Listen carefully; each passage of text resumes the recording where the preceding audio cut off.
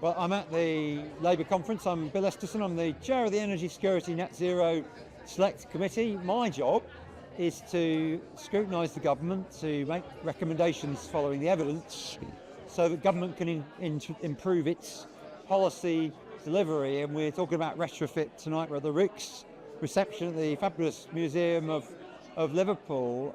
And as I've been saying for the last 2 days, it is so important that we remember the energy transition is because of the climate emergency. That if we don't take climate action, we're all in really bad trouble. Even if those of us who are a bit older survive it, our children and grandchildren won't, unless we take action now. So where does the retrofit agenda fit with that point? Well, the evidence shows most people, by the way, understand the climate science.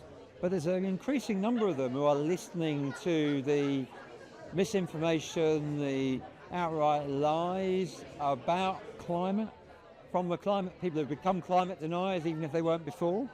But there are people who may accept the science, but don't see the benefits of them, who think actually it's going to cost them money, who don't think it makes a difference if they do something. And we've got to convince them. And I think the retrofit agenda is a prime example of how we can take people with us through, if you look at the government's Warm Homes plan, £500 a year on average across the UK off bills.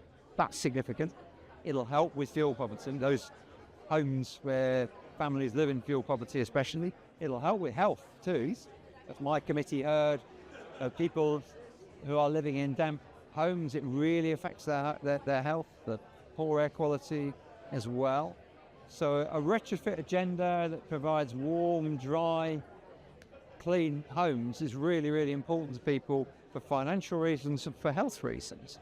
But it also will create jobs in every community of the country because it's decentralised, because in every community people will benefit from switching away from fossil fuels to electric heat and to properly insulated homes.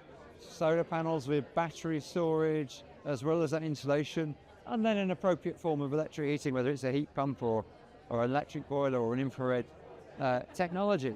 And this is a really big opportunity to take people with us on this journey, to ensure that people agree with, advocate for it with their friends, neighbours and family, and are convinced that those who are calling for climate action are right, and that it is in everybody's interest, yes, in saving the planet, but also because it will save money, it creates jobs. There is another element of getting off fossil fuels helps with our energy security too. That's probably for another topic, but we have to convince people. We've got to win this fight. Those of us who care about it have got to make the case. But crucially, we've got to ensure that those people who are perhaps not quite there yet are convinced. Whether it is retrofitting older properties, and there are 28 million properties in this country, most of which need some form of retrofit now, or with the Future Home Standard, seeing every new home built with the kind of technology I've been talking about. This is very much in people's interests, and it's a great opportunity to swing the debate back in favour of those who understand the science and want to take action on it and believe that they will see benefits in the short term as well as in the long term. The Warm Homes Plan is a 5-year commitment from government to invest in people in fuel poverty, to give them the ability to transition to electric power for their home, for their heating, as well as for their appliances. It's solar, it's battery, it's insulation, it's heating through electric, whether a heat pump or otherwise. Installing that technology offers enormous numbers of jobs. And I think it's going to be critical that we train people, that we upskill existing gas engineers, so they've got the ability to do both while we're in transition. But we attract new people into the industries. And I said that it's a 5-year program. One of the benefits of being 5 years is that businesses can upskill their workforce, safe in the knowledge that this is a long-term commitment, that there is certainty and continuity of policy, something we didn't see in the previous eco schemes, but also it's creating the capacity to help not just those who can take advantage of the grants in the Warm Homes Plan, but those people who own their own homes or rent in the private sector who won't qualify direct.